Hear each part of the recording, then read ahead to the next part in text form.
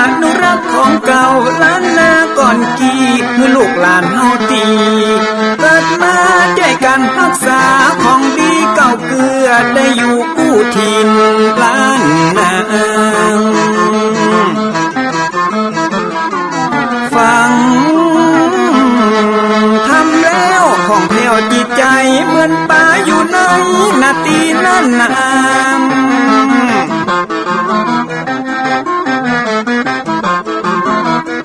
เหมือนไม้สลีอันมีไม้กำเหมือนเสืออยู่ธรรมดงดอยคุณเขาสุขของมนุษย์ยิ่งใจหมู่เฮาสุขที่ได้เอาธรรมะห่มตุ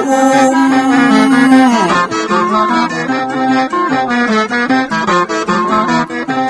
ใจคนใดมีธรรมห่อหุ้มใจคนนั้นจุมใจบ้านมันอยู่วิมานเวียงวังจันแก้วบ่มีในเต้าแล้วน้อง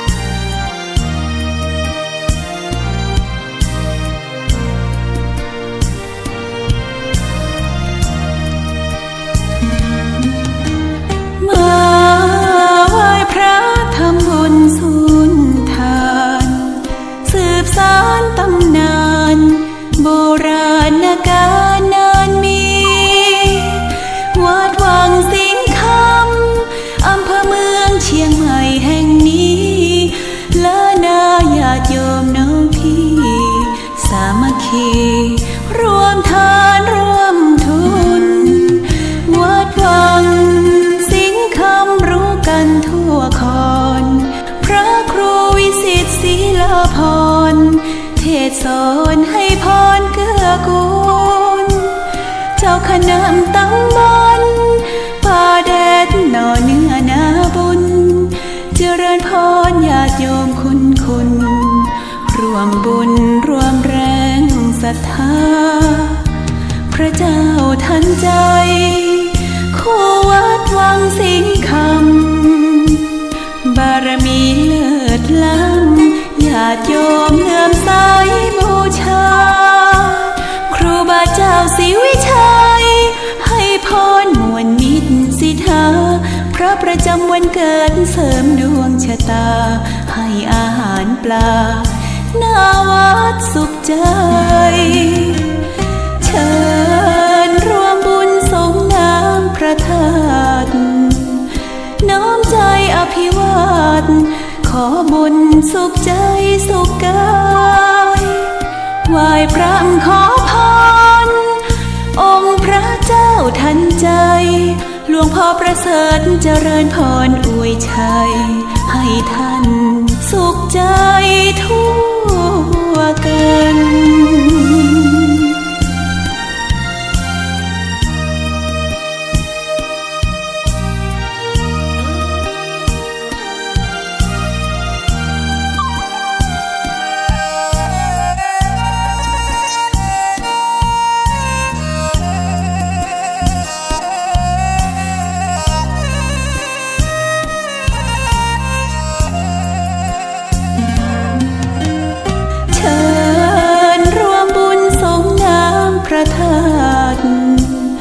น้อมใจอภิวาทขอบุญสุขใจสุขกายไหว้พระขอพรองค์พระเจ้าทันใจหลวงพ่อประเสริฐเจริญพรอวยชัยให้ท่านสุขใจทั่วกันขอ อยกมือ10 นิ้วกราบนอบน้อมอย่างพระติรัตนเกี่ยวเจ้าตั้ง3 ประการอันมีพระพุทธพระธรรมพระสงฆ์อันเป็นสรณะที่เปิงตีเคารพนับถืออันสูงสุดในชีวิตกราบคารวะแทบไตรไวยสาปารมีธรรมพระมหาเถรานุเถระภิกขุสังฆสามเณรเจ้าจุตนจุองค์อันหมายมีพระเดชพระคุณหลวงปู่พระพรหมมงคลที่ปรึกษาเจ้าคณะภาค7เจ้าอาวาสวัดพระธาตุเจ้าสิริศรีจอมทองพระเดชพระคุณหลวงพ่อท่านเจ้าคุณพระเทพโกศลที่ปรึกษาเจ้าคณะภาค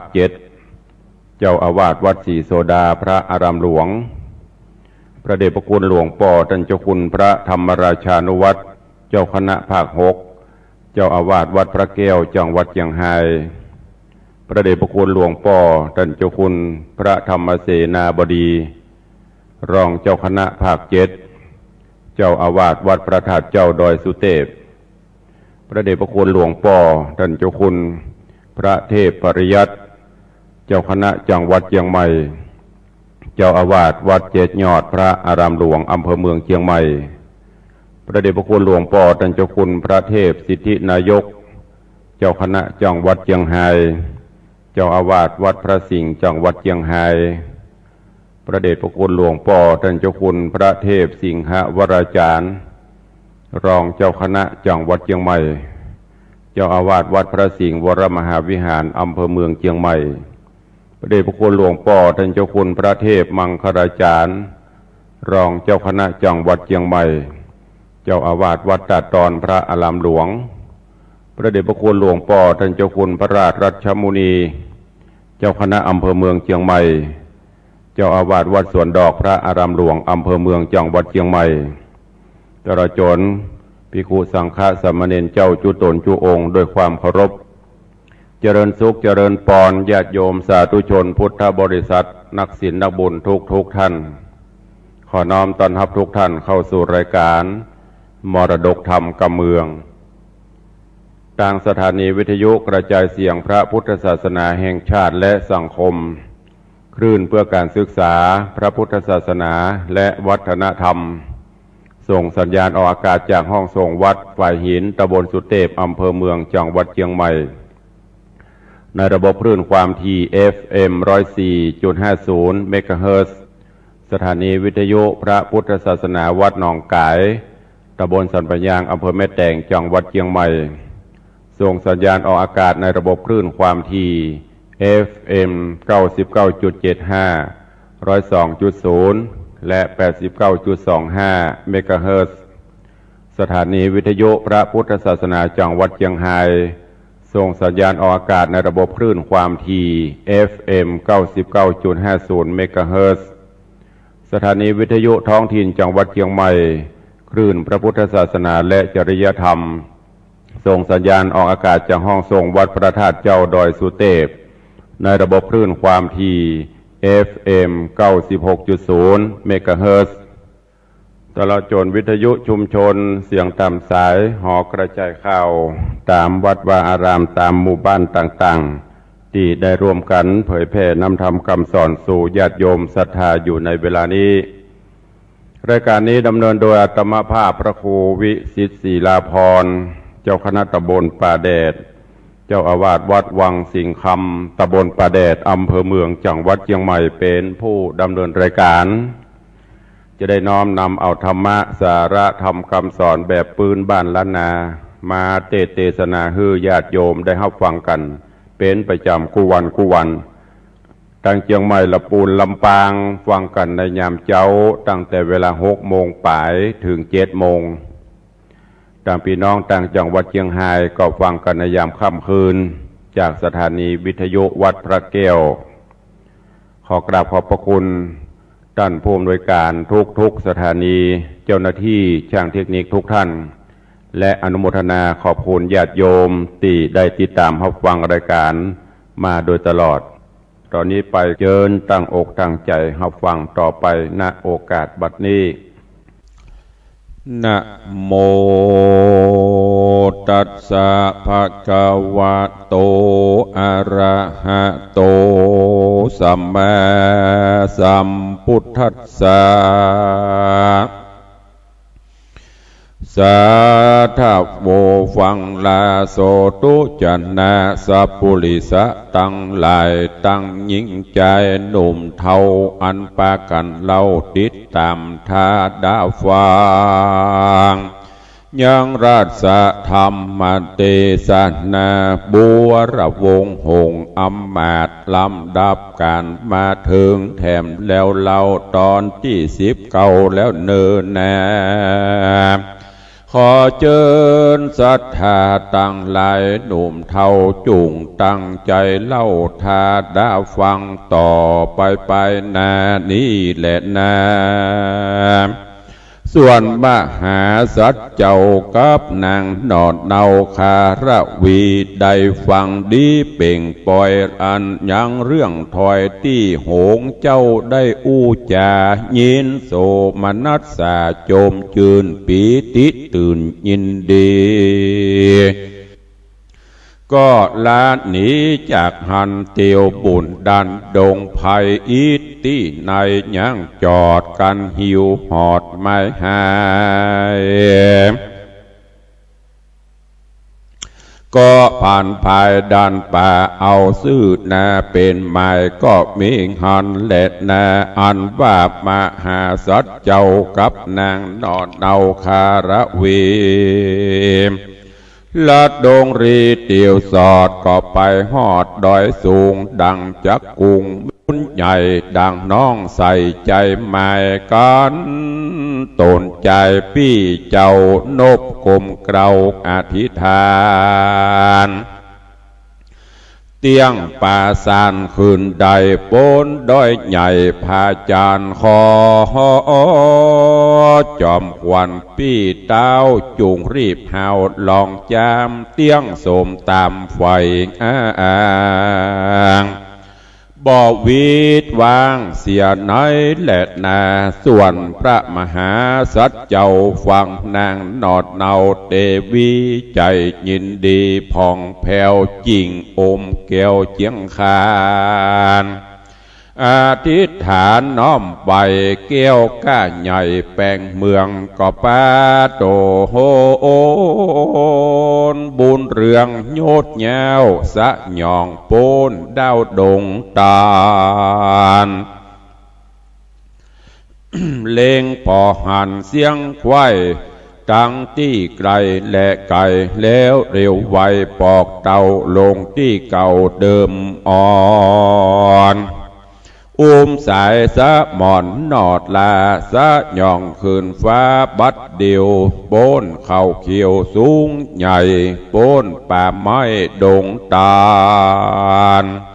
ไปเรียวปั่นไววาดโดยอากาศเวหานางโสภานาไทยกับพระใหญ่หลายเดือนใจนางเฟื่อนไว้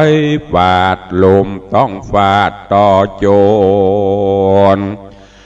ยินกังวลหลายหลากจิงออกปากทูลสาว่าข้าแด่มหาราชเจ้าข้าน้องเน่าเมาโวนลมต่อโจรทางตองมามุ่งต้องนำนาขอรีบปาตัวข้าลงสู่ป่าเตียวดินดอบุนินยอดซอยจิงตอบถอยกำนางว่าตัดโด่งขวางนี้ใส่เป็นที่ยักษ์ใหญ่อาสะไหลจักลงไปยินอยากเงี้ยวยักษ์ลากไปกินการเตียวดินดันป่าดูเนิ่นจ้าเลือลายอิดดาตายหิวหอดไปบ่หอดถึงในการสะหย่องไปไววาดโดยอากาศไปบนเล้งหันโหนตัวนาบ่ได้จ้าเร็วปานเตียงได้หันปี้ไทยสมใจไฟกิตนานางโสภาโยดเย้าก็ตันกล่าวลายตีว่าใจบอดีนักแก่ฮอนโอ นตาเมาวนปั่นกว่าอ่างเตี้ยงพระคังตกไปกลางดงไพรป่าสะเอา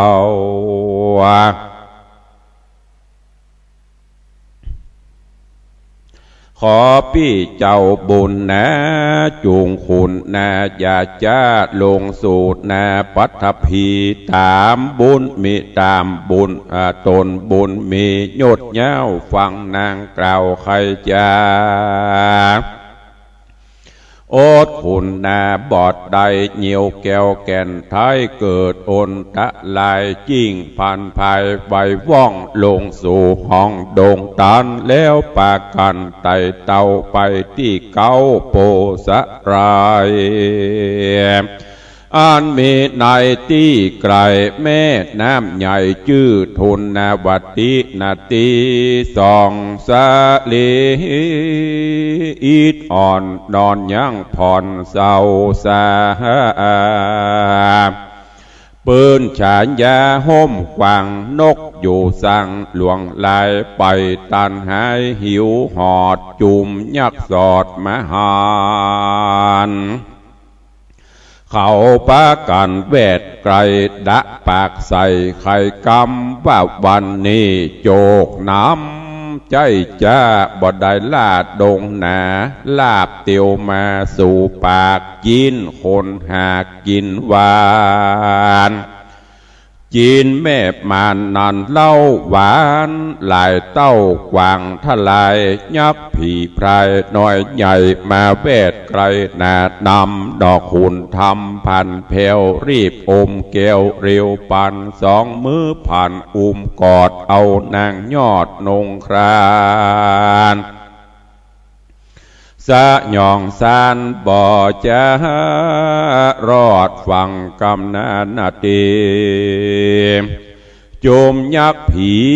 ห้าวหาดก็บ่อาจตวยตันอาจสะจันจุผูว่าบ่เคยหูยินมาว่ามนุษย์สาต่ำไตสะหยองได้ไปบนเขาสองคนดูดหลากเตจะมากเหลือใจกันเฮาไปจอมกว่าเตี้ยงจักคาเฮาตายยักษ์ผีภายน้อยใหญ่ลวดเข้าป่าไม้หนีไปก็มีหันแหละนาตาโตโอ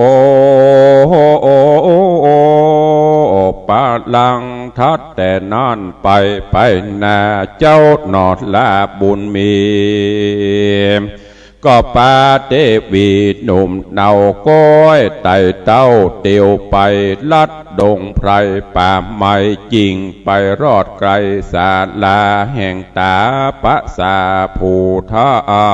วอันแม่อยู่เฝ้าปั้มเป่งธรรมกลางดงดำเถื่อนทองแดนเตดต้องหิมมาปานเหินเมินนานแต่เล่าลายหวบเขาว่าสากิเลสนะบอกขาดยังบอกอาจถึงสานบอกได้ยานวิเศษเต้าทะรงเปตระสีปฏิบัติดีข้ามเจ้าตามฮีดเก่าเดิมมาหนอพุทธายอดซอยกับนางนาดน้อยคารวีลัดดงรีป่าไม้ไปจวบใส่ศาลาหันตาปะสาภูท้าวนั่งอยู่เฝ้าไปในเย็นมีใจชื่นสู่รีไปสู่เหลียวปันยอบมือผันตั้งเกลานบน้อมเราจะถามโดยกำงามองค์อาจเป็นบทบาทบาลีว่ากาจิโนโพโตอะนามายังดังนี้เป็นเก้าว่าข้าแด่เจ้าทะลงธรรม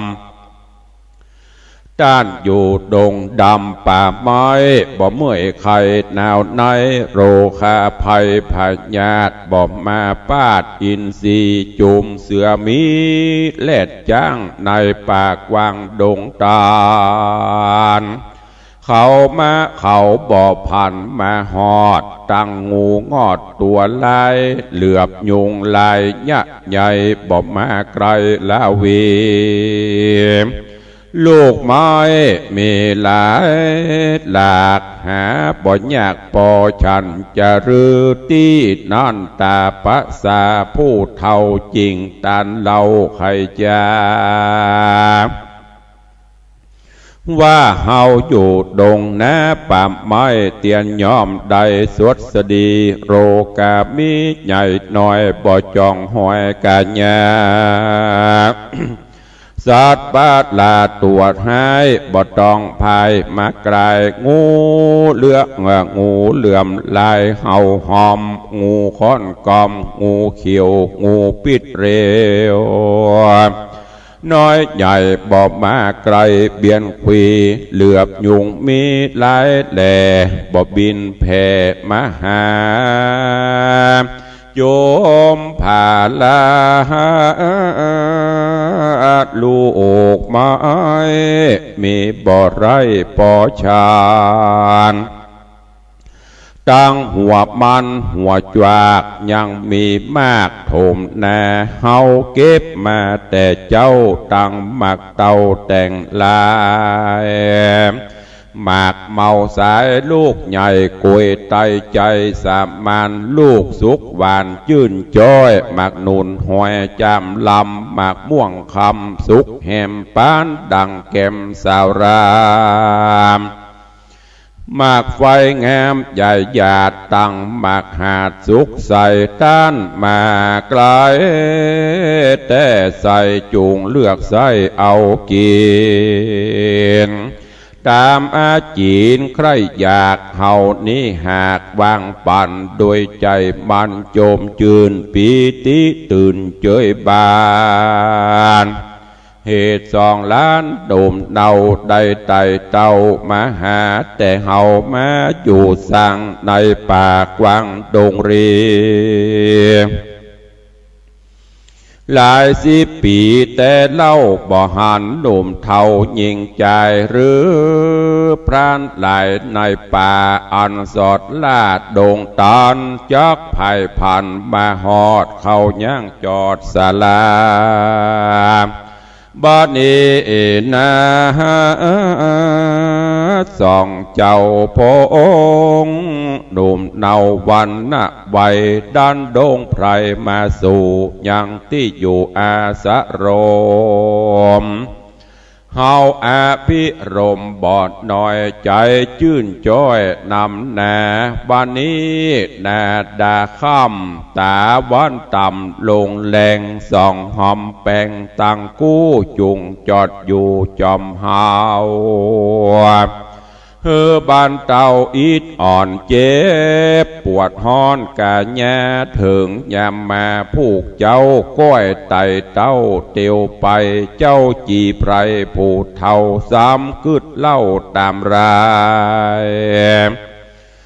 ว่าตนองค์ใจน้อยนาดลักษณะอาจดูงามกับยิงรามดุมเดาผิวบ่อเศร้ามีวันดันโด่งตันมาฮอดบ่มวยมอดกลางโห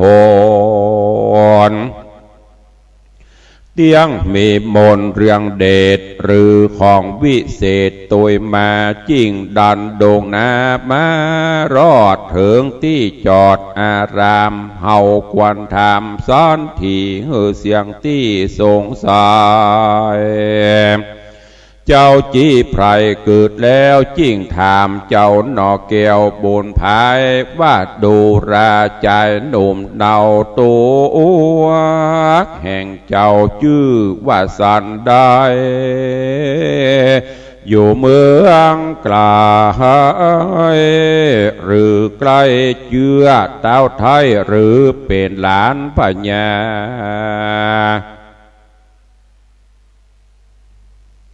ลูกพระจาไพรราช หรือลูกอำมาตย์คนในอยู่เวียงใจตันตาต้านเต้าคงเขตดาวสั่งจาสันได้มา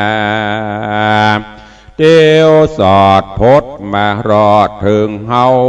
ละรือกวงเบาปันบาบุบุญป่าพดมาหรือเทวดาป่าไม้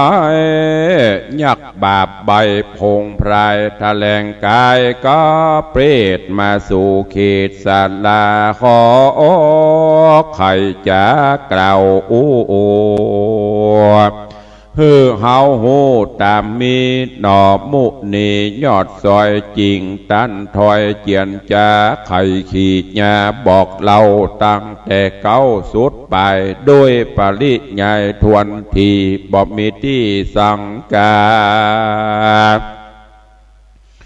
ฮือตาปะสาผู้ใหญ่หูแจงไว้จุประการก็มีหันและนาตีนาเจ้าละสีผู้ท้าวจริงถามเจ้าบุญภายว่าโตนคำใจยศใหญ่ดันป่าไม้เมินนานซอดตัวหันหลายแหล่ยักให้แผ่นำนาดอยหินผาสูงใหญ่เจ้ามาใดสันใดแม่น้ำใสใหญ่กว้างมีชื่ออ่างว่าทุนนวัตินาตีเงือกงูมีหลายหลากจักขี้มากถมทองสายน้ำนองทุทังจิ้วละลังปูนกลัวสันใดตัวหนอไทยข้ามโปนใดสวดสดีบ่หอนมีภัยให้มาแปดไปสันดานเจ้ามีโมนคานติบเตดหรือของวิเศษได้จะขอใครจะบอกกล่าวคือหูข่าวตามมีนอบมุนีหน่อยนาดฟังโอกาสจะถามด้วยกำงามหลายเผ่าแห่งด้านเจ้าจีพราย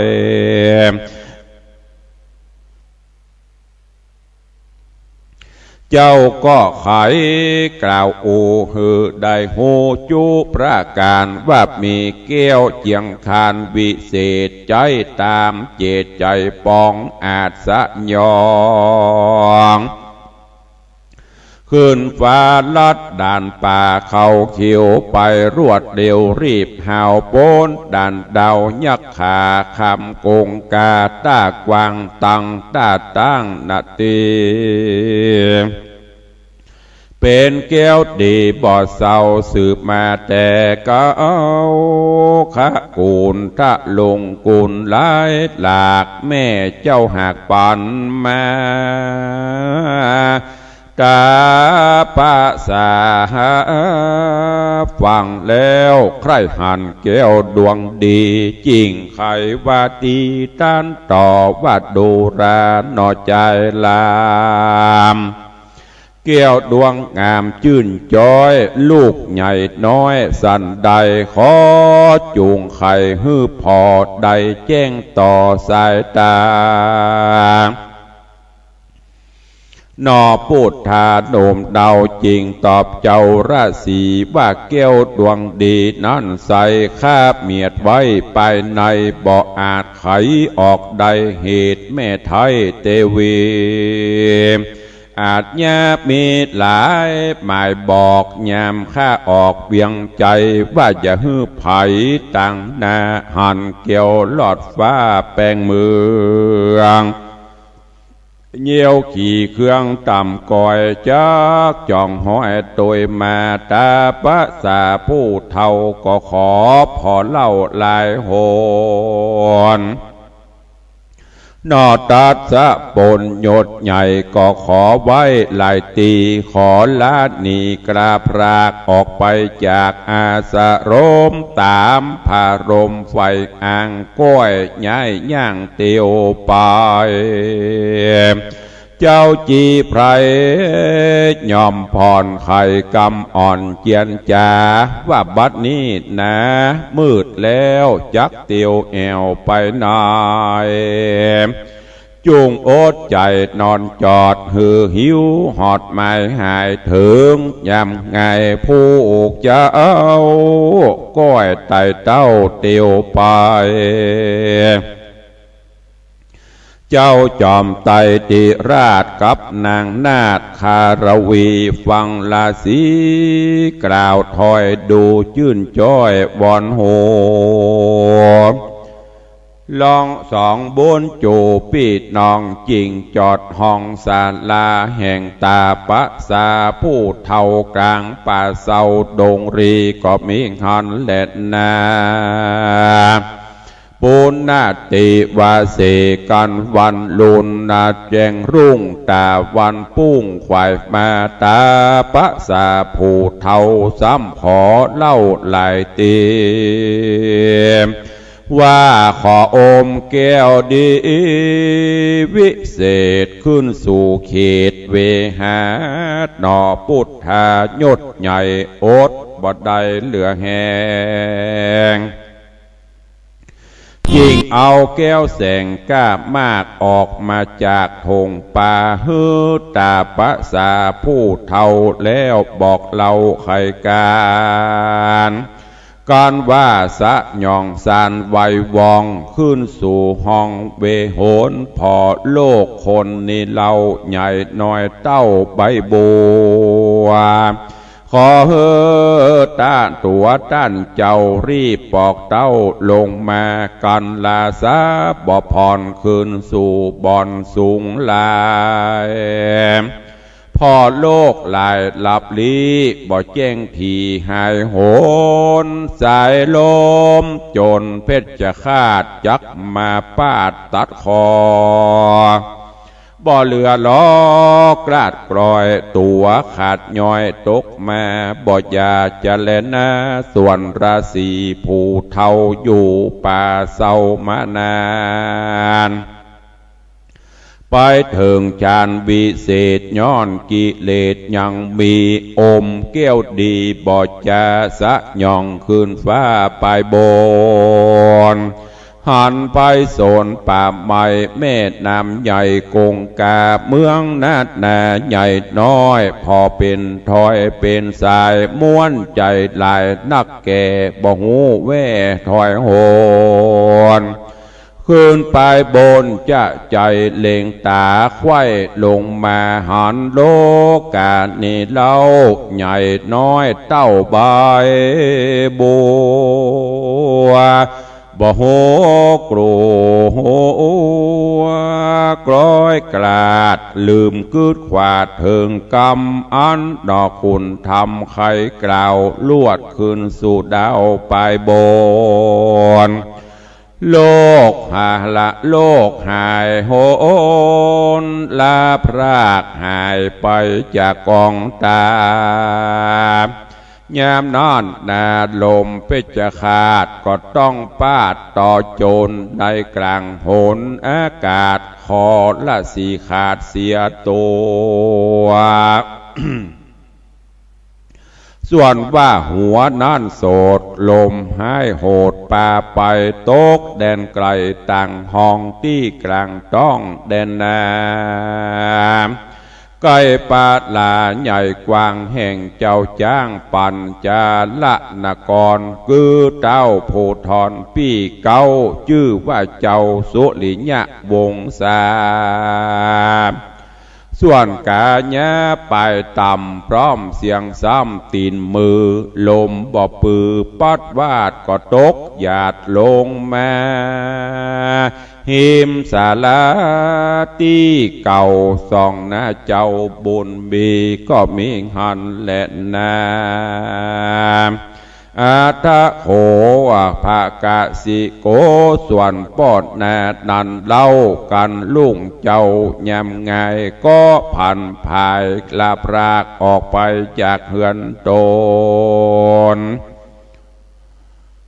รีบเตียวโหนฟังเฝ้าไปสู่ดาวแดนนาหันแสงต่อตาวะว่องรัศมีส่องแสงใสก็เข้าไปที่ไกลพิจารณาไข่ดูดี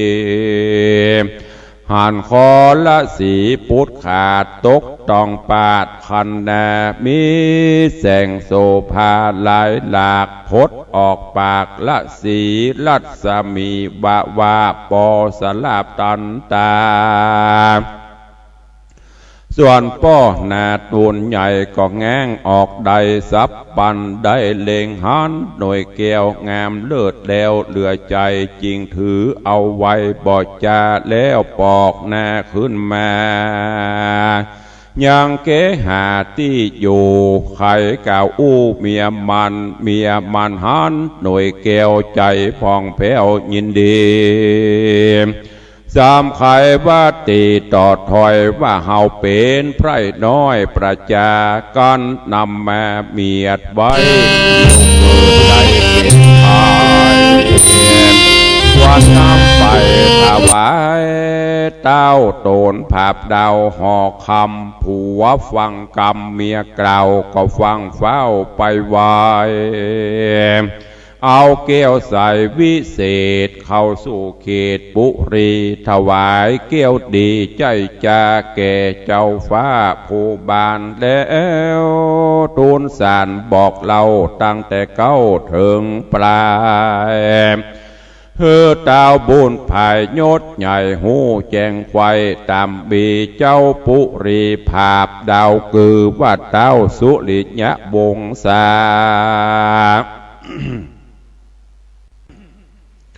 ส่วนโพธิสัตว์ตนองค์อาจกับนางนาถคารวีหันซากราศีคอขาดตกลงจากอากาศลงมาตัดกองตาซื่อนาเจ้าก็มา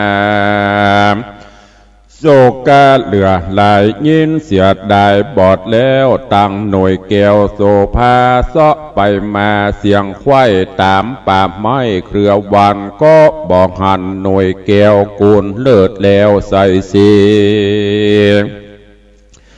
จริงเอาดาบดีเทียนกลาปาดต้องพาไปในโคนหัวใจปอดใส่ปาดเสียงไข่กาญาบหารรัตนาวิเศษเกี่ยวติบเตดแปลงเมืองสองบุญเรื่องพี่น้องตุกโศกต้องเหลือลายจริงพันภัยจากหันบุบุญดันเตียวไปลัดดงไพรคุ้มแย่เอาซื่อนาเป็นไม้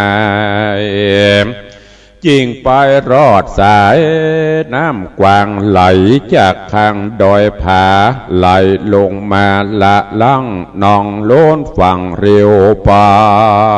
นส่องจอมขวัญเจ้าฟ้าบ่หูกว่าแดนใดเย็นทุกใจหลายหลากตกลำบากกลางดอนเล็งหันขอนไม้ใหญ่ลอยมาไกลกองตานอพุทธายศใหญ่ลอยเข้าไกลก็กำแล้วจักนำเข้าฝั่งแล้วขึ้นนั่งไปบนกับนางตามมนหนุ่มเนางามบอดเศร้าคารวีเอาผ้ากาสีก็เอาผ้ากาสีก้าใหญ่ผูกแขนไว้ติดกันสองแปลงปานปีดนองขี่ขอนล่องวังทานบ่ปอนาสักหยาดขอนไม้ขาดเป็นสองย้อนว่าน้ำมาน้องทุทางสองเจ้านั่งไปบนโต๊ะวังบนตั้งกู้น้ำไหลโลป่าไปพ ผ้าโกสายมัดคาดหนีผ้าโกเสียกาสีมัดคาดก็มาปูดขาดเสียตนตั้งสองคนปีดนองลวดพรากห้องไกลตาฝนก็มานำหน้าตกตอดพอบ่ฮอดไปได้เจ้าจอมไตยศยาวคือว่าเต้าบัวระวงนอพระองค์เป็นเจ้าเรียกนางนอดเนาคาระวีเสียงบ่มีตอบท้องน้ำป่าล่องลอยไปตกแดนไกลต่างนาเจ้านอดลาจอมควันก้อยพัดพันเข้าฟังคืนจอดยั่งไปบนส่วนว่าโตนนางนาฏวรรณวิราชคารวีสายน้ำตีถีบทางไปฮอดฝั่งแดนไกลนางสายใจอีดอ่อนแห่งน้อยผ่อนสูญหายดาจักได้มวยบอดก้อยคืนจอดไปบนส่วนนอตัดสะบนโยดแย้วกันโปนจากดาวนาตีบ่หันเตบีหน้าไทยอยู่ที่ไกลกองตายินเครื่องกาบ่น้อยริรำถอยหลายอันแล้วภายพันสอสอดหายังยอดเตวีก็มีหันเล็ดนาตามมาถังปะกาเซนโตสัทธาอาหาสัทธาสัพปัญโยยอดซอยหันบาทถอยบาลีโบสหลังมีไปแจงพระจิงแสงเตสนาว่าอาโสโหเตวิงอาทิสวาดังนี้เป็นตนภิกขเวโดราภิกขุทรงตนทะรงศีลใสสร้างอาจเยือดนักปราชทะรงญาณอันว่าเต้าผู้บานตนองค์อาจเกิดเจ้าหน่อยนาฏบัวระวงนอพุทธองค์บุญกวางโปนตาตั้งวังใสได้ขึ้นไปจอดแยงอยู่บนฝั่งนาตีบหันใส่สะลีเลิศแล้วเมียมิ่งแก้วเตรียมใจยินอะไรเอาไม้ดันซ้อใส่สะแหวงหาปริเตวานาร่ำถอยบาดนางยอดซอยอุดมตกลงโจมน้ำใหญ่จักเขไล่ขบกินหรือสองตานินกิ้วกองไหลลอยล่องตามคอนเถิงก็ดอนออกไตเจ้าป่าไม้หนีไกลหรือสะลีนงวายนาดน้องสายน้ำจ้องจมหายลวดบำใบ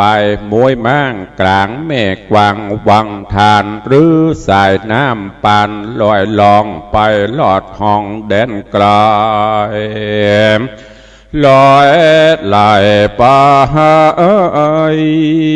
จะใจข้างโคภัยฟวยนาหรือสายตาลาปัดต้องเข้าลืบจ้องผาโคมสะดีอุดมหน้าไทยออกบทใดเลยตายเต้าบุญภายยศใหญ่เตียวเสาะไสสะแหวงหายังอาคาจาญาหนุ่มเนาควายที่เก่าหลายโหนใจเบบนปั่นบาตุกโศกกระนำหนาจิ้งไกลกระเตียวสอดเพื่อหายอดใส่ใจกวงเมาไปจันบุบุญดันโด่งตันหลายคืนวันล่วงแล้วจริงไปฮอดเบียงแก้วปัญจลนกร แห่งพระผู้ทอนปีกาชื่อว่าเจ้าสุริยะวงศาก็มีวันนั้นแหละนะอันว่าหนอมุนีตีใบยาวหนอไทยบัวละวงหลงแดนดงป่าไม้เหตุนางหนอเนาจะยาได้ปัดป่าภาคข้างกลางตาตังวังใสเต้ามีใจปั่นบาบุญดันป่าไพศาลไปรอดโหนเบียงแก้วปั่นจันละนากรแห่งพระภูทรปี้ไทยดังกล่าวไว้แล้วเล่าพระพุทธเจ้าได้เตสนาวาโสอันโตนาการังปะเวสิตวาดังนี้เป็นตนภิกขเวดุราภิกขุตั้งหลายอันเป็นสายอริยะเจ้าลูกศิษย์เก้าสัพปัญญูส่วนเจ้าบุญจูดหนอไทยกันไปหอดไกลปุรีใจเย็นดีจื่นสู่รีบเข้าสู่ไปในแล้วเดียวไปฟังฝ่าวไปสู่ดาวหงตานฮับอาหารหลายแหล่อันเข้าแผ่หยอปานเจ้าจอมควันสะเบยแล้วก็เดียวแอวไปเฮมาไปควายสาลายอดซอยพอไปคอยแล้วพอหูบใหญ่น้อยหลวงหลายเนื้อนายอันตนใจปีไทยฮือแต้มไว้เมินมาหูบนาเป็นห้องจีแจ้งจ้องไขการแต้มลายสารกำสอฮือหูหมอดเดียวไว้หูบนางกาไว้บาปเศร้าเนี้ยรอเจ้าส่องใจหูบพวกน้อยลายมัดลากส่องเจ้าพรากปุรีหูบเตวีแว่นฟ้าปั่นเกี่ยวก้ากวนเมืองหูบส่องบุญเรืองนาไทยดันป่าไม้ดงตาล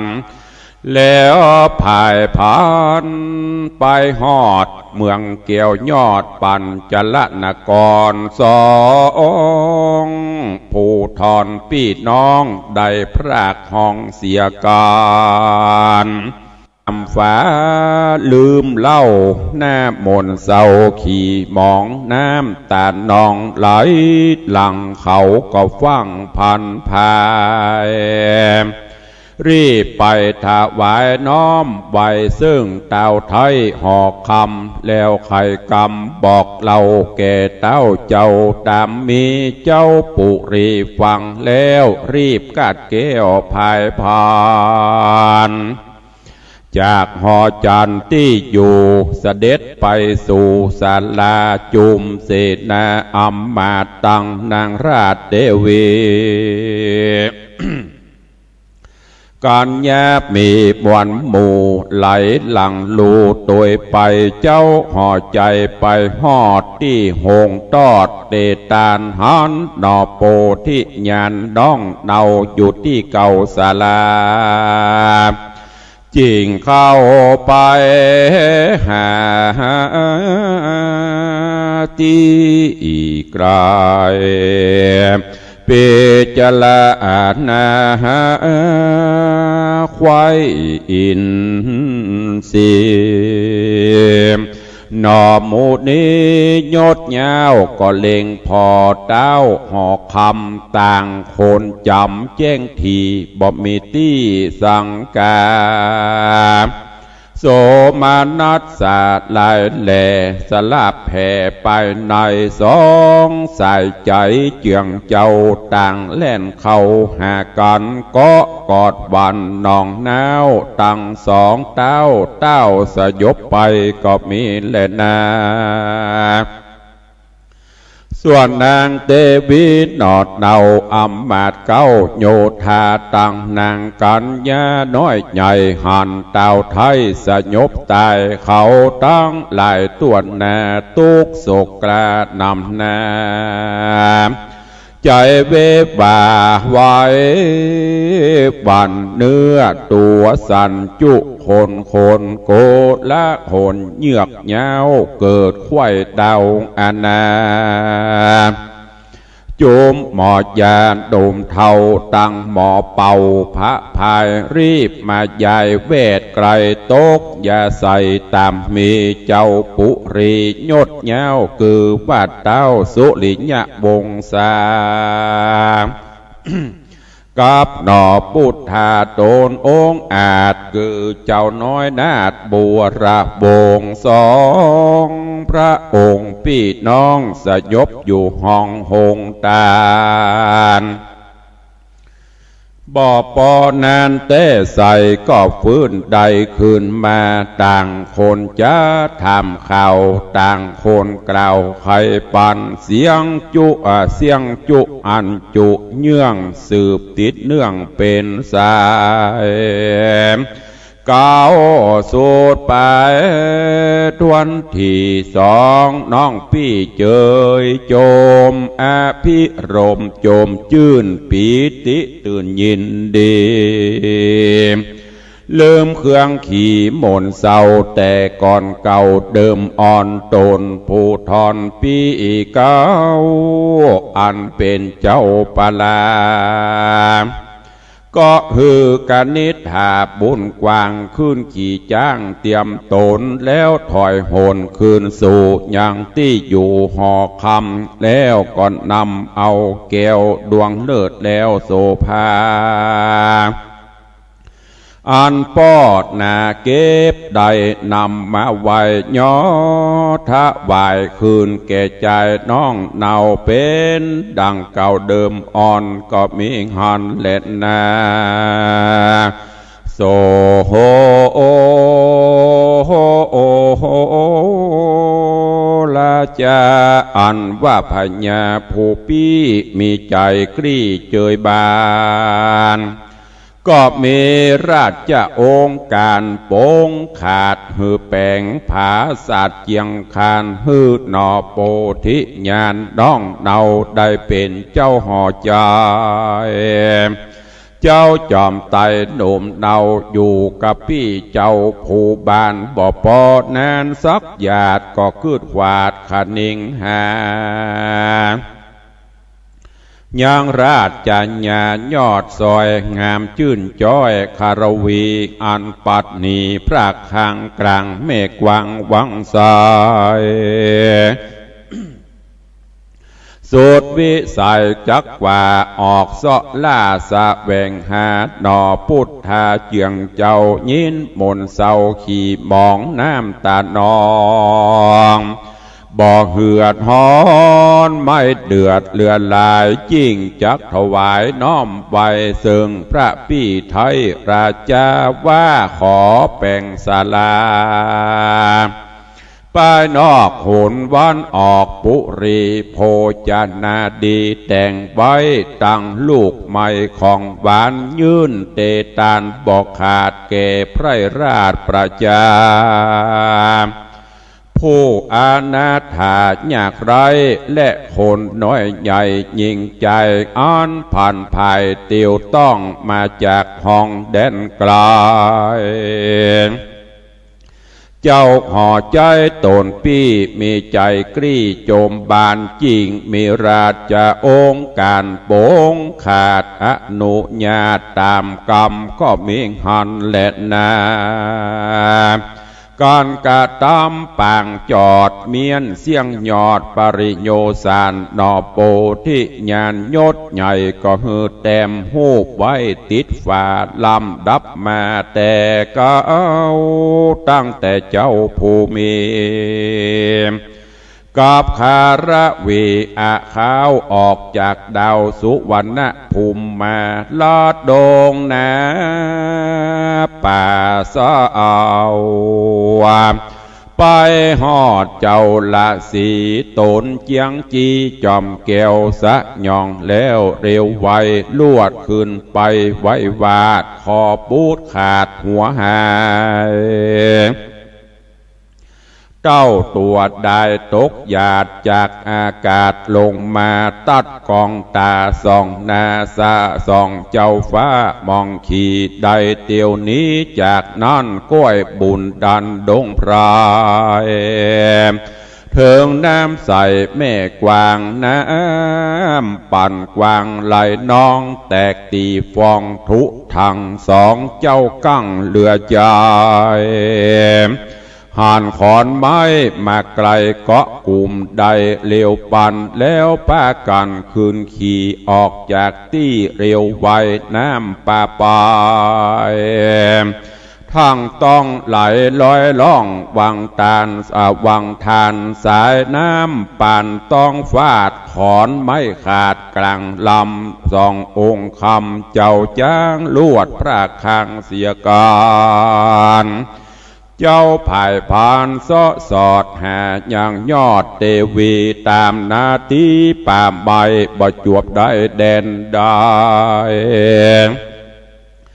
ยินตุกใจหลายแหล่เตียวพัดแผ่ลายโหนได้เมาบนเตียวตองมาหอดเหาะมารอดห้องปัญจลนกรพระผู้ทอนยศใหญ่ฮือเต็มใบเป็นสายแล้วปั่นหมายบอกเล่าแก่คนเฝ้าศาลาว่าคนใดมาย่างจอดส่องตาสอดแลฝ่าพอหูบนานี่ใส่แล้วมนไม่ขี่มองน้ำตานองอาบนาสูอย่าจ้าเลววายจูงรีบไปเก่าอูฮือเฮาหูเร็วไวแดดเตอะว่าอันก็มีหันแหละนาเนติตังขีญาสังวันนัดนาวิเศษจาห้องเหตุที่นี่สถานีวิทยุกระจายเสียงแห่งประเทศไทยต่อไปเสนอข่าวซึ่งมีหัวข้อข่าวดังนี้ที่ประชุมคณะรัฐมนตรีรับทราบแนวทางการบริหารจัดการน้ำเพื่อให้เกษตรกรเตรียมความพร้อมเพาะปลูกพืชให้เหมาะสมในช่วงฤดู